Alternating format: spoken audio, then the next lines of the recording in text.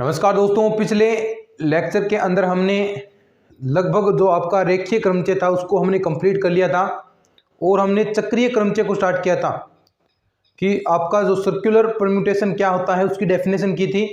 और मैंने कहा कि बाकी जो इसके गणना सूत्र हैं, किस प्रकार आप उनको क्वेश्चन सोल्व करोगे, वो हम नेक्स्ट लेक्चर के अंदर करने वाले हैं। तो आज हम चक्रीय क्रमचय के बारे में पढ़ने वाले हैं। सर्कुलर परम्यूटेशन क्या होता है, इंपॉर्टेंट टॉपिक है, क्वेश्चन बन जाते हैं। ठीक है, तो स्टार्ट करते हैं।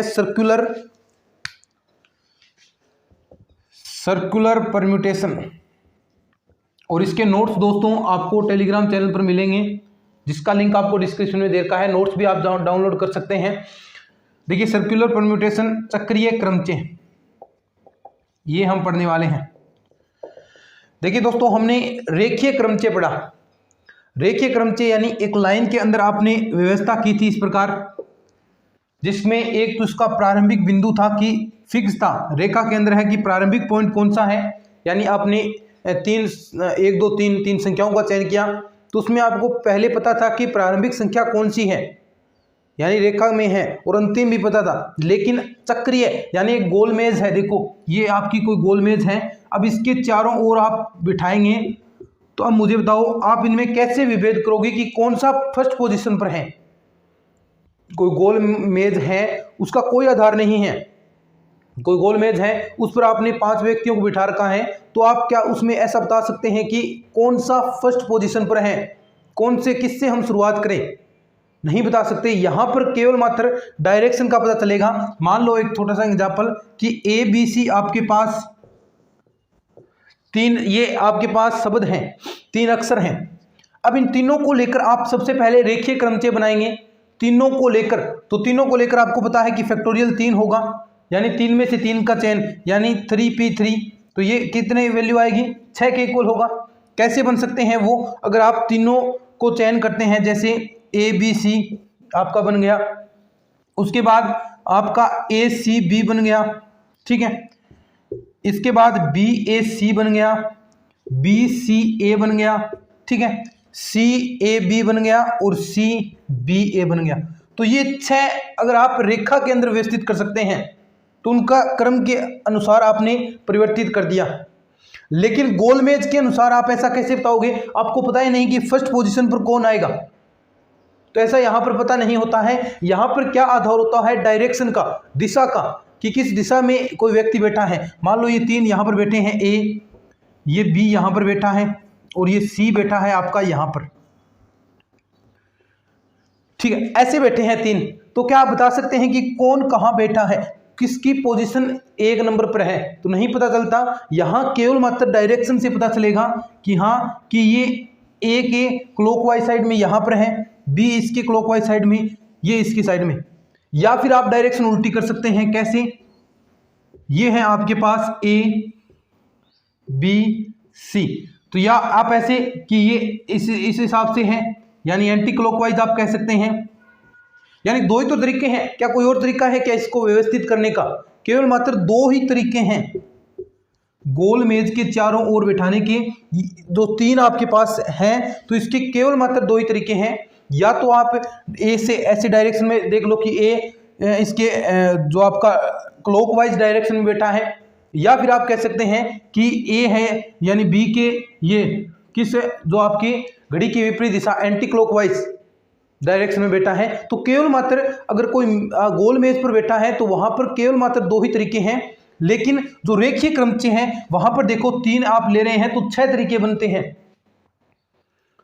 तो ये आपको देखना है, सिर्फ यहां पर 2 ही तरीके बनेंगे। अब हम बात करते हैं जो इसका गणना किस प्रकार, अगर आपसे क्वेश्चन आएंगे, किस हिसाब से क्वेश्चन पूछे जाएंगे, उनसे करेंगे तो और भी अच्छे से आपकी प्रैक्टिस हो जाएगी। किस आपसे आप कौन सा सूत्र आप इसमें काम लोगे। जैसे रेखीय क्रमचय में आपने NPN NPR इस प्रकार फॉर्मूले काम में लिए, तो यहाँ पर जो गोल मेज है उसके चारों ओर आप बिठाएंगे, तो कौन से फॉर्मूलों का आप प्रयोग करेंगे, इस पर हम बात करेंगे। थोड़ा बहुत कोई लिखना चाहता है तो इसको लिख लो, बाकी नोट्स में है ही।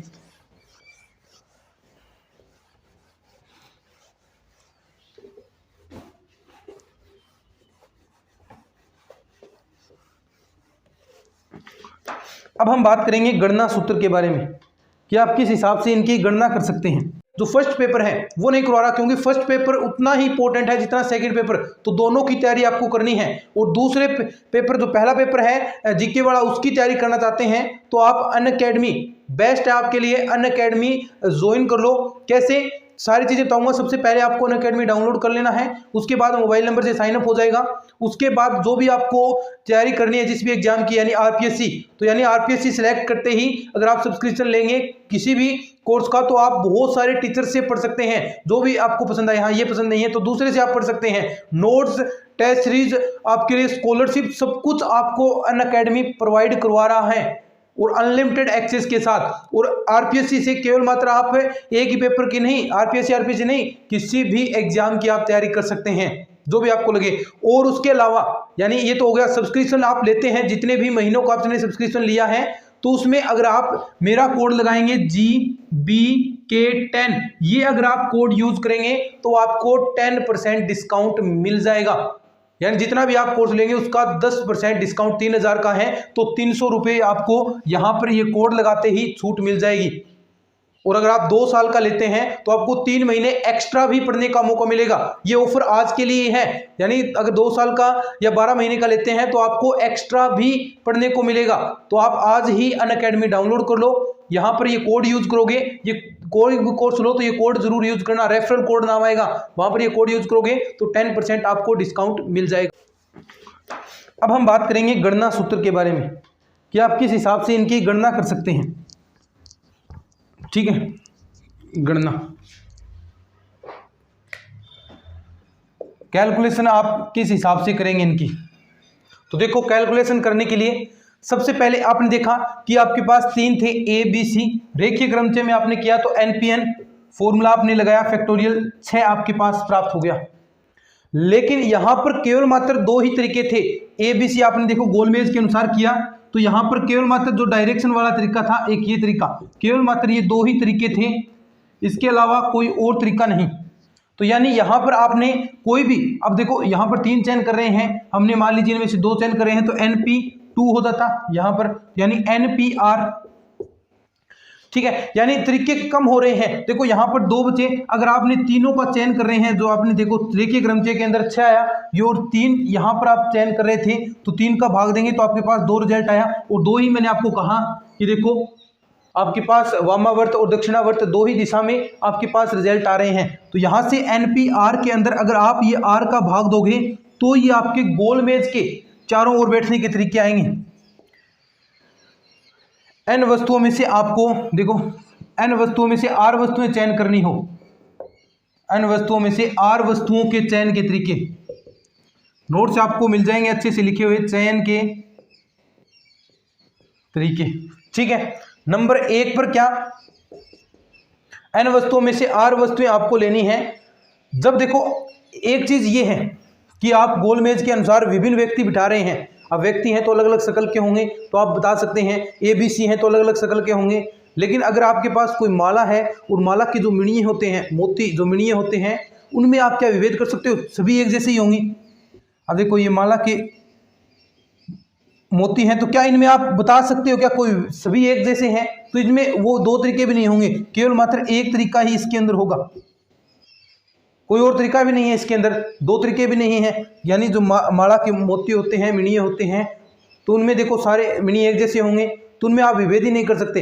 तो माला वाला आएगा, वहां पर आपको देखो क्या करना है। सबसे पहले जब भेद हो, अब देखो इन तीनों में तो भेद है, अलग अलग आप बता सकते हैं ABC है, लेकिन इनमें कोई भी भेद नहीं है। तो पहली कंडीशन है कि जब आपने जो वस्तुएं ली है, जो वस्तुएं आप ले रहे हैं, वामावर्त व दक्षिणावर्त में भेद आप कर सकते हैं। यानी देखो यहां से आपने डायरेक्शन के अनुसार भेद कर दिया कि हाँ ये इस डायरेक्शन में, ये क्लॉकवाइज डायरेक्शन में, लेकिन इसमें क्या डायरेक्शन होगी, कोई डायरेक्शन नहीं कि सभी एक जैसे हैं, कोई डायरेक्शन का भी पता नहीं चलेगा यहाँ पर।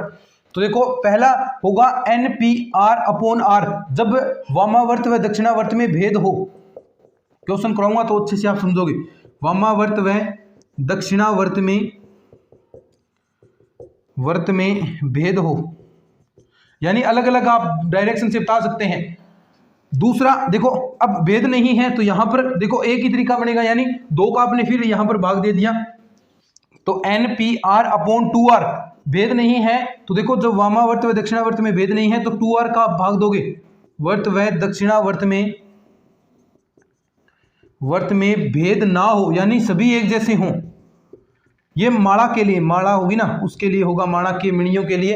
लेकिन ये यहाँ पर जहाँ पर भी विभेद कर सकते हैं। देखो यहाँ पर अगर 3 शक्ल के एक जैसे आदमी हैं तो ये भी देखो माला जैसा हो गया, 3 एक जैसे शक्ल के आदमी हैं, तो उनमें भी आप विभेद नहीं कर सकते डायरेक्शन के अनुसार कि कौन सा पहली पोजीशन पर है।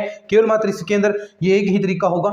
तो देखो अगर आप सूत्र ये याद रखना है, NPR/R, यानी n वस्तुओं में से r वस्तुओं का चयन करना है और गोल मेज के चारों ओर बिठा रहे हैं। ये कंडीशन अपॉन r कब आएगा?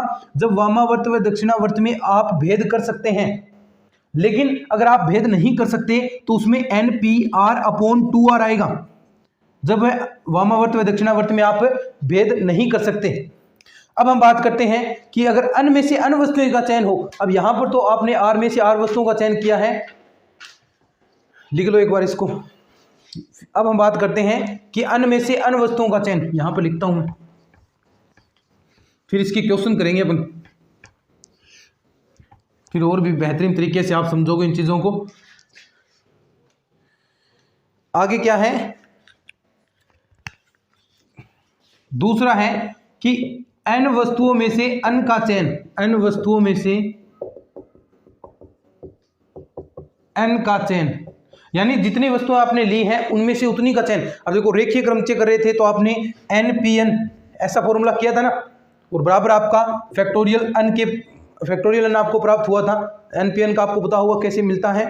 अब हम गोल मेज के लिए चक्रीय क्रमचय के लिए कर रहे हैं, तो चक्रीय क्रमचय के लिए देखो, यानी 1 नंबर कंडीशन NPN, देखो यहां पर r का भाग दिया, मतलब यहां पर r तो अब n ही है r, तो यहां पर n का भाग देंगे तो देखो क्या प्राप्त होगा। यहां से ये ऊपर वाला फैक्टोरियल n, नीचे ये, तो इसको क्या लिख सकते हैं, फैक्टोरियल n बाहर आ गया और फैक्टोरियल n-1 नीचे क्या है, यहां पर n से n कैंसिल हो गया, फैक्टोरियल n-1। ये कब है? जब वामावर्त व दक्षिणावर्त में आप भेद कर सकते हैं, जब वामावर्त व दक्षिणावर्त में भेद हो। लेकिन अगर भेद नहीं है, नंबर 2 कंडीशन पर क्या होगा, NPN/2n, यानी जब जो माला का क्वेश्चन आएगा तो उसमें अगर भेद नहीं कर सकते तो वहां पर आप डायरेक्ट NPN/2n करोगे, NPN/2n करोगे तो यहां पर क्या बनेगा, फैक्टोरियल n/2n, तो यहां से फैक्टोरियल n-1/2। देखो ध्यान से एक बात नोट लगा कर लिख लो, चाहे नोट क्या लगाना है कि जब आप गोल मेज के चारों ओर किन्हीं व्यक्तियों को बिठा रहे हैं तो वहां पर कौन सा फॉर्मूला लगेगा, फैक्टोरियल n-1।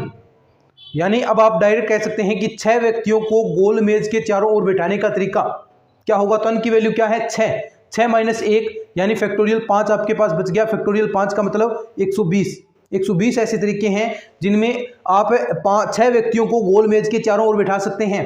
लेकिन वहीं हम बात करें कि जो 10 मणिये हैं, माला के 10 मणिये, उनको देखो माला गोल हो गई तो उनको व्यवस्थित करने के कितने तरीके हो सकते हैं, किस हिसाब से आप व्यवस्थित कर सकते हैं। तो देखो वहां पर नीचे 2 और आएगा तो 120 में 2 का भाग दोगे तो 60 आपका रिजल्ट आएगा। तो ध्यान रखो, ये चारों फॉर्मूले थोड़ा सा मैं रिपीट कर देता हूं दोबारा। क्या है कि सबसे पहले हमें गणना करनी है, गोल मेज के चारों ओर व्यवस्थित करें हम चीजों को। तो सबसे पहला कि अन्य वस्तुओं में से r वस्तुओं के चयन के तरीके आपको बताने हैं। अन्य वस्तुएं हैं और उनमें से r वस्तुओं के चयन के तरीके। तो देखो NPR/R आएगा, क्यों? क्योंकि देखो यहां पर हमने रेखीय क्रमचय में तो 3 हमने लिया, अभी एग्जाम्पल लिया ABC, तो उसमें 6 थे, 6 तरीके से हम व्यवस्थित कर सकते थे। लेकिन हम गोल मेज में सिर्फ 2 ही तरीके निकले, क्योंकि उसमें हमने r का भाग दिया तो वो हमें रिजल्ट प्राप्त हुआ। तो NPR/R अगर आप भाग देंगे जब वामावर्त व दक्षिणावर्त में भेद हो, यानी अगर उसमें भेद कर सकते हैं, जैसे व्यक्तियों का कोई समूह हो जाएगा, 5 व्यक्ति आप व्यवस्थित कर रहे हैं तो उसमें होगा 5 महिलाओं 5 पुरुषों को आप व्यवस्थित कर रहे हैं, तो ऐसे जो व्यक्तियों का समूह, क्योंकि 2 व्यक्ति कभी भी समान नहीं होते, उनमें कुछ अंतर होता है। लेकिन जो माला के मणिये होते हैं, मोती होते हैं, माला वाले जो मणिये हैं, उनमें आप भेद नहीं कर सकते, क्योंकि जो एक माला है उसके सारे ही मणिये एक जैसे होंगे, तो उनमें आप विभेद कहाँ से करोगे। तो जहां विभेद नहीं हो सकता वहां पर अपॉन/2r आएगा, ठीक है। और ये तो बात रही अगर अन्य वस्तुओं में से r का चयन कर रहे हैं। लेकिन अगर आप n वस्तुओं में से n का ही यानी जितनी वस्तुएं आपने ली है और उन सभी को ही व्यवस्थित करने का आप तरीका निकालना चाहते हैं तो वहां पर आपको npn पता है n में से n वस्तुओं का चयन होगा, अपॉन में r की जगह क्या है n आ गया। देखो जो फॉर्मूला हमने यहाँ पर पढ़ा था अब यहाँ पर n आ गया, तो यहाँ पर फैक्टोरियल n माइनस लास्ट वाला ये सूत्र याद रखना है कि 6 अगर आपके पास वस्तुएं हैं और उनको गोल मेज के चारों ओर व्यवस्थित कर रहे हैं तो फैक्टोरियल 6 माइनस 1 यानी फैक्टोरियल 5 आपके पास बच गया और फैक्टोरियल 5 की वैल्यू 120 होगी। लेकिन अगर आप मणियों को व्यवस्थित कर रहे हैं माला के तो उसमें नीचे 2 का भाग लगेगा, तो 120 में आप 2 का भाग दोगे तो आपके पास 60 रिजल्ट आएगा। अब इसके कुछ क्वेश्चन करते हैं अपन,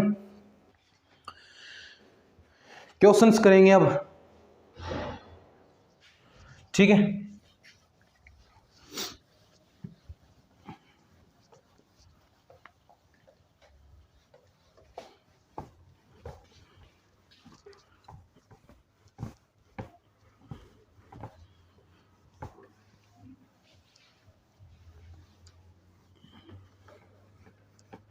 एक दो क्वेश्चन करते हैं अपन अब।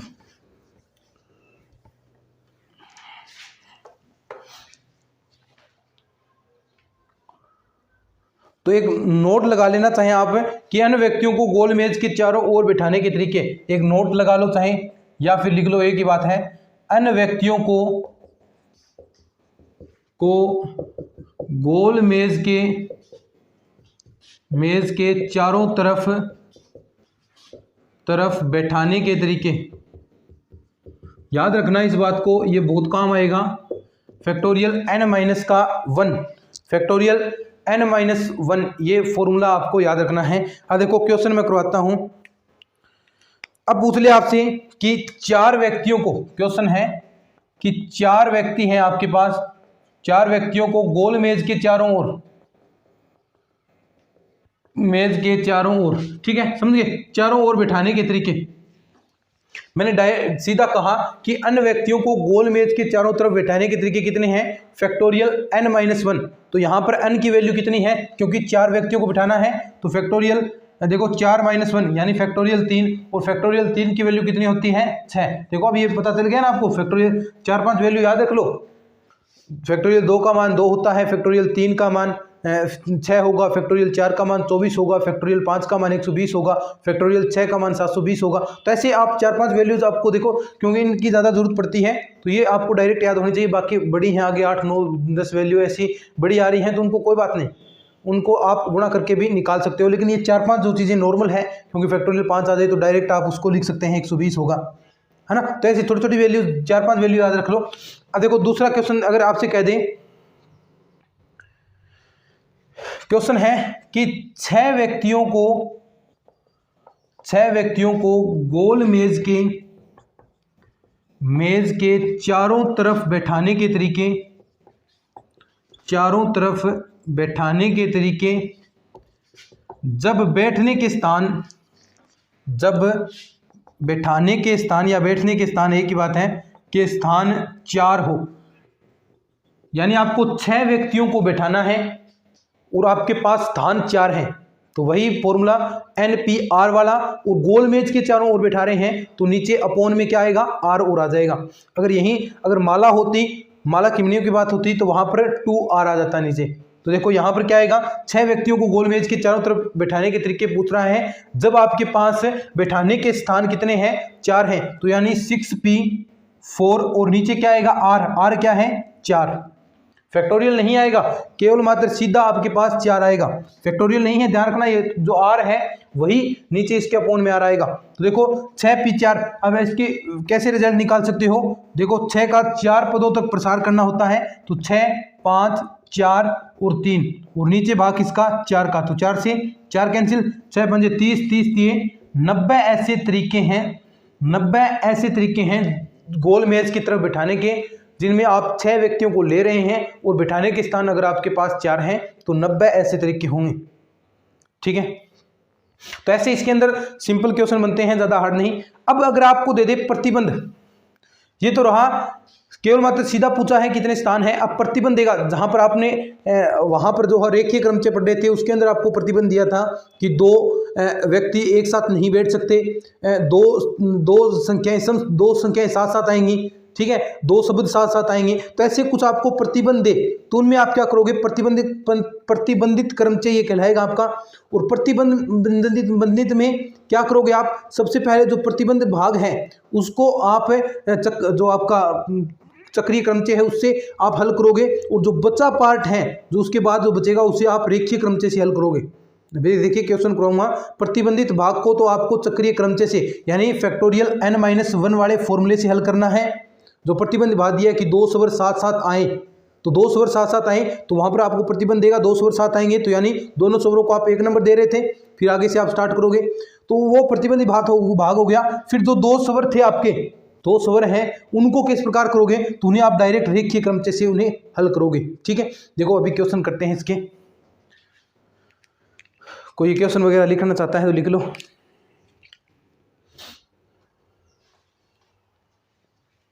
प्रतिबंधित चक्रीय क्रमचय टॉपिक है अपना।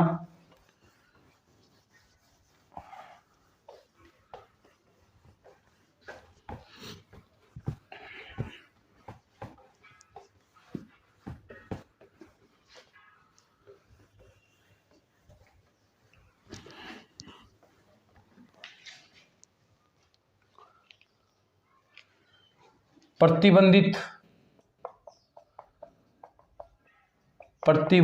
चक्रीय क्रमचय, तो मैंने कह दिया ना प्रतिबंधित भाग देगा, उसमें सबसे पहले जो प्रतिबंधित भाग दिया है उससे जो चक्रीय क्रमचय का हमने फॉर्मूला पढ़ा है उससे आपको सोल्व करना है फैक्टोरियल n-1 वाला, या फिर अगर मिणिये आपको दे दे तो फैक्टोरियल n-1/2 कर दो, तो ही तो फॉर्मूले है उसके अंदर, यानी अन्य में से अन्य वस्तुओं का चयन है।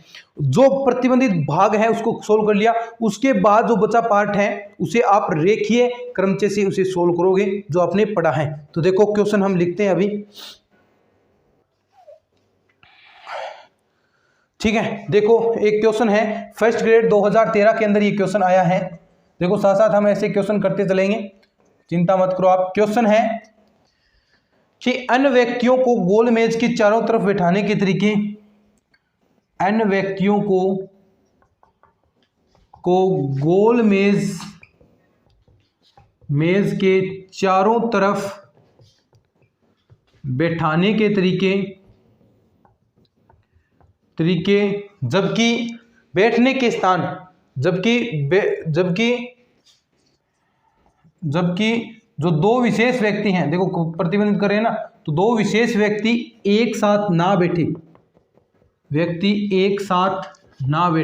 तो ये देखो प्रतिबंध दे दिया ना।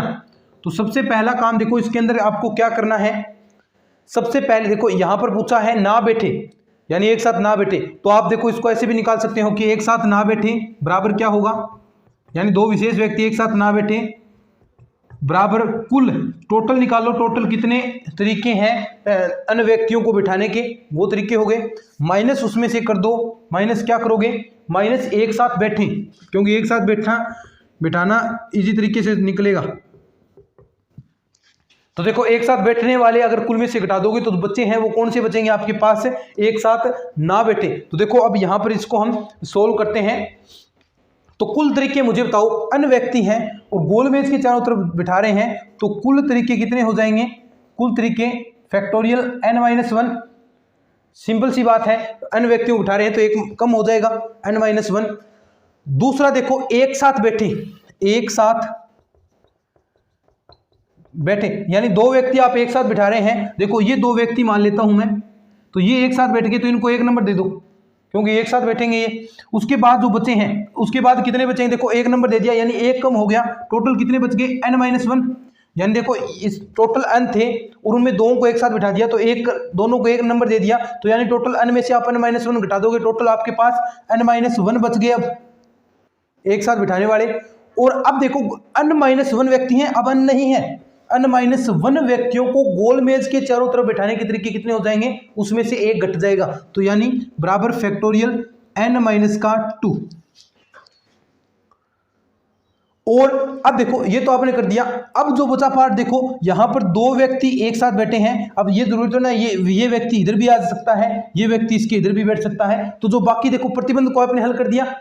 अब आपको जो बचा पार्ट है उसे रेखीय क्रमचय से, तो यानी दो व्यक्तियों को आप रेखीय क्रमचय से बिठा रहे हैं, यानी एक स्थान इधर, उसका स्थान इधर भी पलट सकते हैं, इसको इधर भी बिठा सकते हैं। तो ये रेखीय क्रम से हुआ, दो व्यक्तियों को और दो स्थान आपके चेंज करने हैं, तो यानी क्या तरीका होगा, फैक्टोरियल 2 से आप इसे गुणा कर दोगे।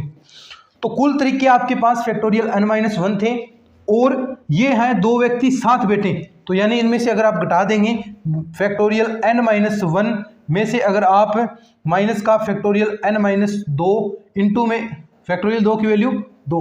अब देखो ध्यान से,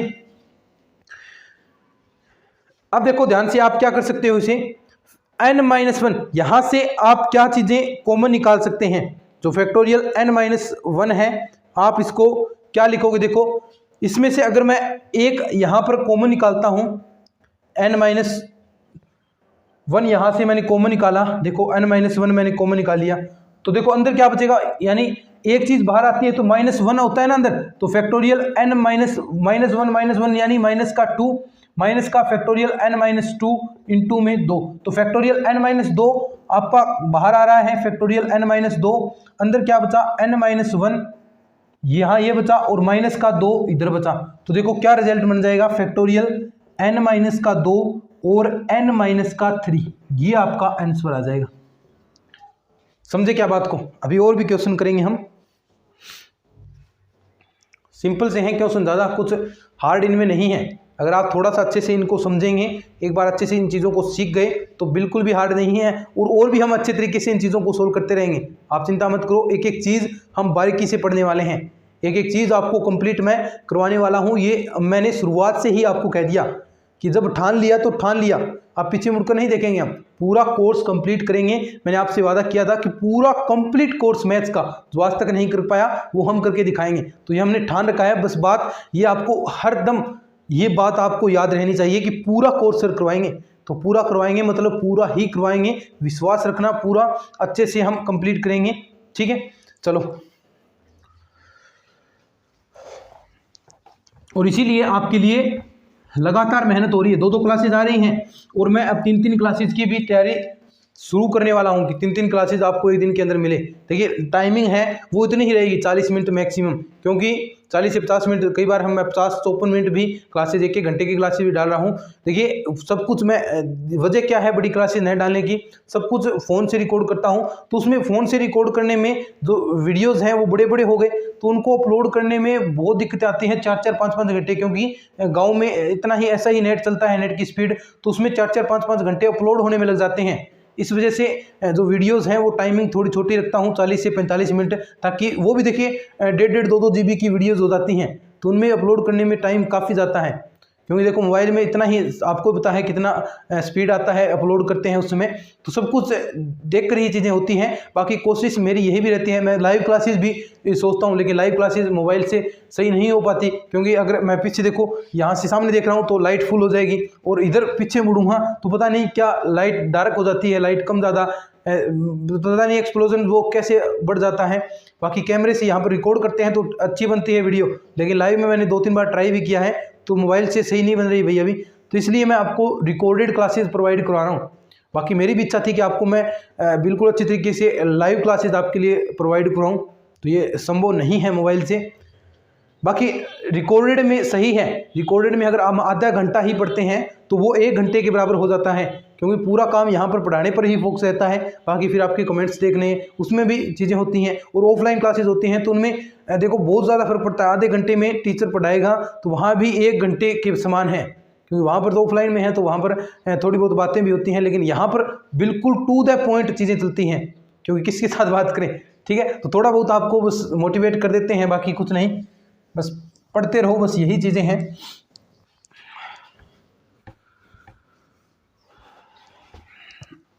अब देखो क्वेश्चन आगे,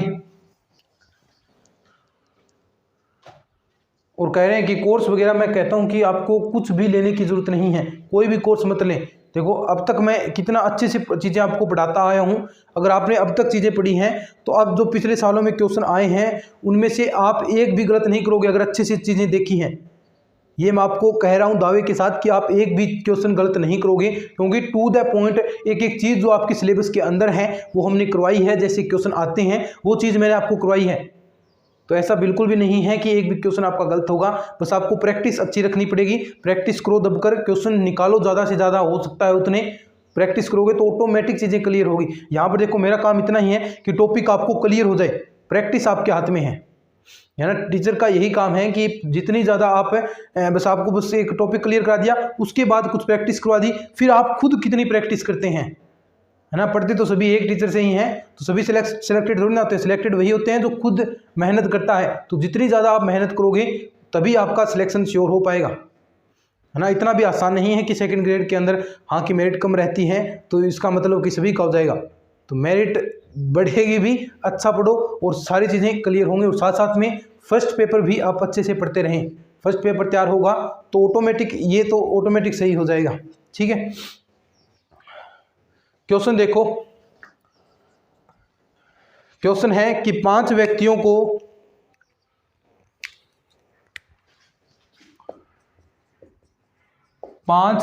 को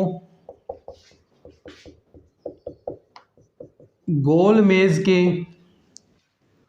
चारों तरफ बैठाने के तरीके, मेज के चारों तरफ बैठाने के तरीके, जबकि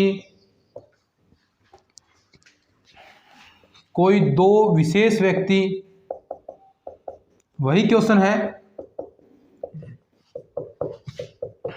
एक साथ ना बैठे।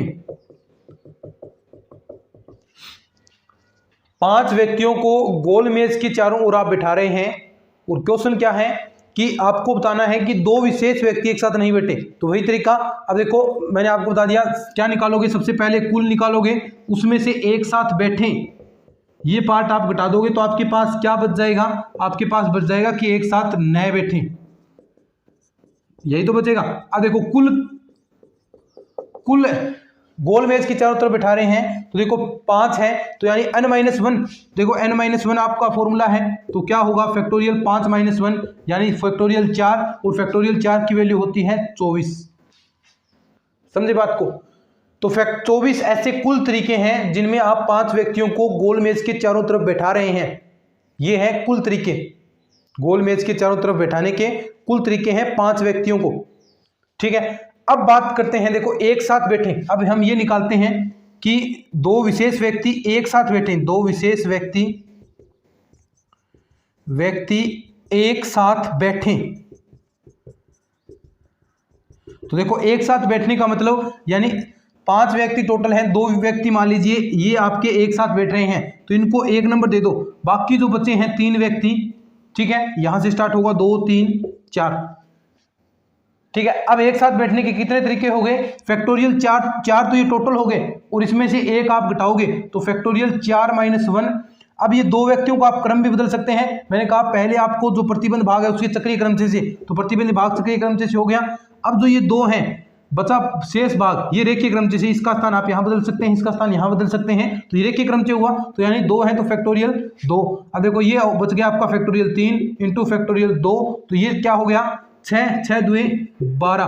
तो 12 ऐसे तरीके हैं जिनमें 2 व्यक्ति एक साथ बैठे, लेकिन आपको निकालना क्या है कि 2 व्यक्ति एक साथ ना बैठे। तो 2 व्यक्ति एक साथ नहीं बैठेंगे तो यानी ये जो कुल है, कुल कितने थे 24 और 24 में से एक साथ बैठे 12, तो यानी 12 ऐसे तरीके हैं जिनमें एक साथ 2 विशेष व्यक्ति एक साथ नहीं बैठेंगे।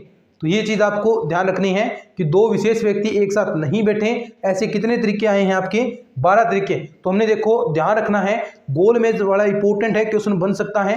दोबारा सुन लो कि अगर n में से आप r वस्तुओं का चयन कर रहे हैं तो गोल मेज के चारों तरफ बैठाने के तरीके अपॉन में r का आपको भाग देना है। ये तो हो गया रेखीय क्रम से, NPR तो रेखीय क्रम से, लेकिन इसके अंदर r का भाग दोगे तो ये आपका चक्रीय क्रम से हो गया। ये कब है, जब दक्षिणावर्त व वामावर्त में विभेद हो, वामावर्त में भेद हो, ठीक है।